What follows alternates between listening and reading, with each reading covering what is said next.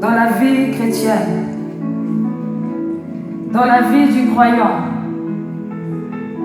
vous remarquerez, même dans la vie des occultistes, toutes les personnes qui ont réussi dans leur vie ou qui réussissent, ils ont mis quelque chose en pratique.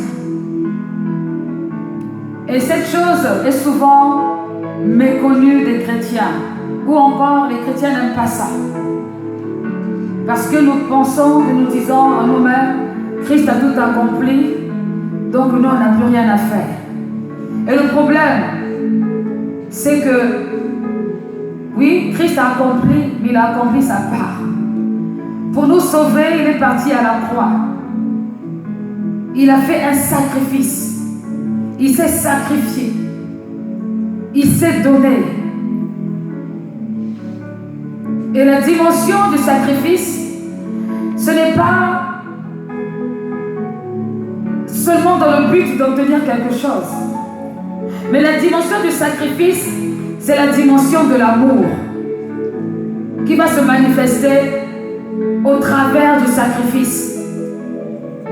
Et pendant qu'on priait, le Seigneur m'ouvrait les yeux en me montrant plusieurs endroits et plusieurs personnes. Regarde, s'ils y arrivent, c'est parce qu'ils ont un esprit de sacrifice. Ils savent se donner, se sacrifier au temps opportun. Quand c'est pour une situation collective, ils se sacrifient ensemble. Quand c'est dans une situation individuelle, ils se sacrifient aussi seuls. Mais ils ont un esprit de sacrifice. Bien-aimé, qu'est-ce qu'un esprit de sacrifice? C'est un esprit où on est prêt à se donner, même dans la faiblesse. Et quand je pense à la faiblesse, je pense à Bartimée. Bartimée était faible.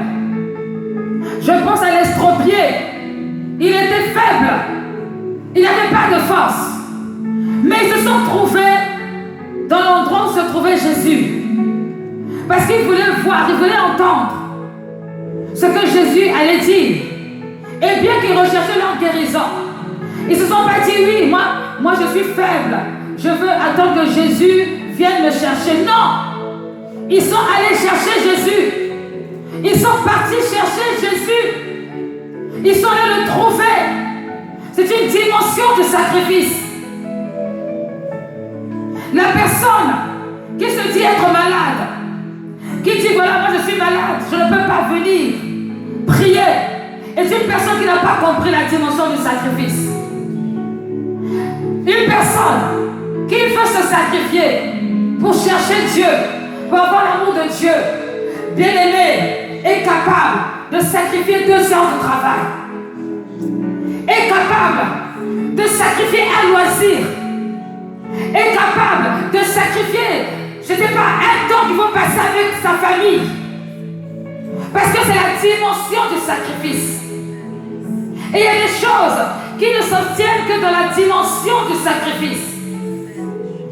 Tant que tu viendras dans la présence de Dieu, quand tout va bien, ou quand tu as la possibilité, ou quand tu as le temps, ou quand tu es en accord avec le monde entier, bien-aimé, tu n'as pas encore compris la dimension du sacrifice.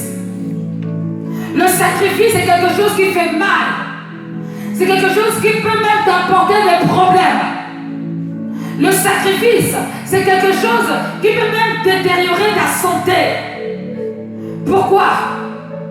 Parce que c'est quelque chose qui te coûte. Qui te coûte. Bien-aimé, ayant l'esprit de sacrifice.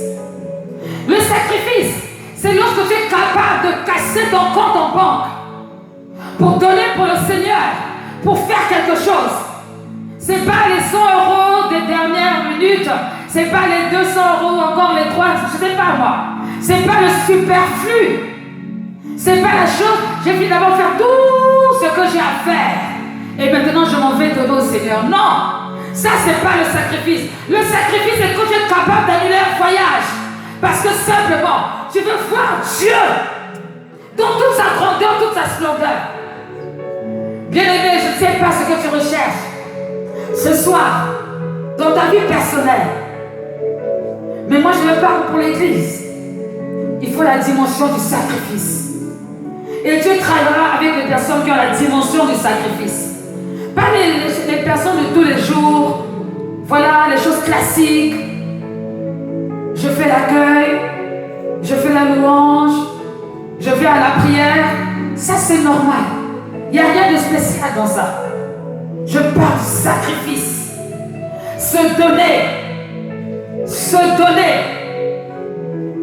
Il y a certaines personnes dans d'autres religions, pour montrer à Dieu qu'ils aiment Dieu, ils se flagellent. Pour eux, c'est un signe de se donner. Mais on n'a pas besoin de se flageller. On a besoin de poser des actes de sacrifice. Les actes où tu montres à Dieu. Je me rappelle à l'époque, c'était en 2005 ou 2006. Je me suis réveillée un matin. Et ce matin, c'était exceptionnel. Je devais me préparer pour aller travailler. J'étais un peu souffrante, mais j'aurais pu aller travailler. Et le Saint-Esprit, je n'étais pas titulaire. Le Saint-Esprit me dit, tu ne vas pas travailler aujourd'hui. Mais j'ai dit, comment? Mais je ne vais pas travailler aujourd'hui, mais Seigneur. Mais je suis pas titulaire. Si je n'avais pas travaillé, c'est que je n'aurais pas de salaire. Ça ne sera pas compté comme un RTT ou je ne sais pas comment. Il me dit, tu ne vas pas travailler aujourd'hui. Tu vas méditer sur le livre de Jérémie. Et je me suis assise sur mon lit. J'ai expliqué cela au pasteur Destin. J'ai dit, je ne sais pas ce qui se passe, mais je ne vais pas travailler aujourd'hui. Je vais chercher Dieu. Et je me suis assise. J'ai commencé à prier. Je suis allée déposer les enfants à l'école et j'ai pris le livre de Jérémie. J'ai commencé à méditer sur le livre de Jérémie.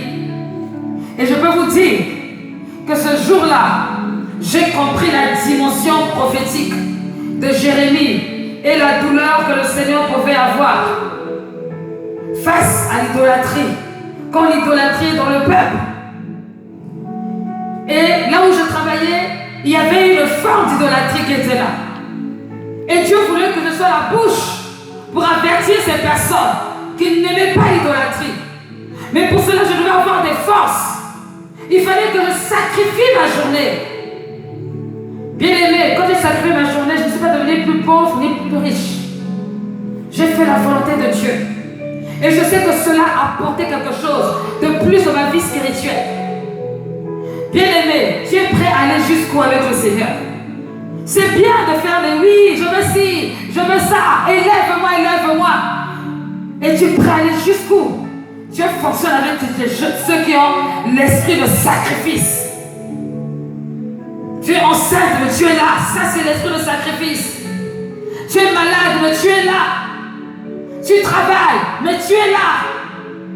Tu n'as pas de vacances, mais tu es là. Tu as l'esprit de sacrifice. Quand on prend à cœur, je connais un endroit où les personnes de cette assemblée, ils avaient une conférence. Parmi ceux qui ont organisé la conférence, il y a des personnes qui ont posé des jours. Écoutez-moi bien. Ce n'est pas le petit travail de rien du tout. C'est un travail vraiment.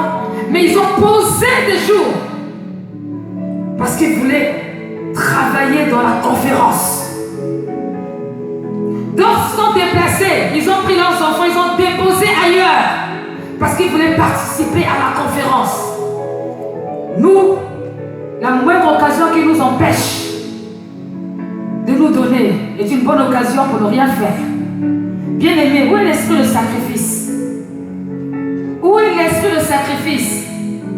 Il y a des choses qui ne s'obtiennent que dans la dimension du sacrifice. La dimension du sacrifice, c'est comme à la vie, comme à la mort. C'est comme à la vie, comme à la mort. C'est une question de vie ou de mort. Alors je ne sais pas. Alors que le Seigneur m'ouvrait les yeux sur cette mentalité, tu vas prier le Seigneur. Seigneur, donne-moi une mentalité, l'esprit de sacrifice. L'esprit de sacrifice. Le sacrifice avec amour. Le sacrifice, pas un sacrifice qu'on vient t'imposer, mais un sacrifice que toi-même tu t'imposes. Un sacrifice que toi-même, c'est toi qui réfléchis. C'est pas quelqu'un qui vient réfléchir pour toi. C'est toi. Toi et Dieu. Que Dieu te donne. Que Dieu donne à l'église au fond de rocher. Un esprit de sacrifice. Que Dieu te donne dans ta relation avec Dieu. Un esprit de sacrifice. Un esprit de sacrifice. Prions le Seigneur. Alléluia.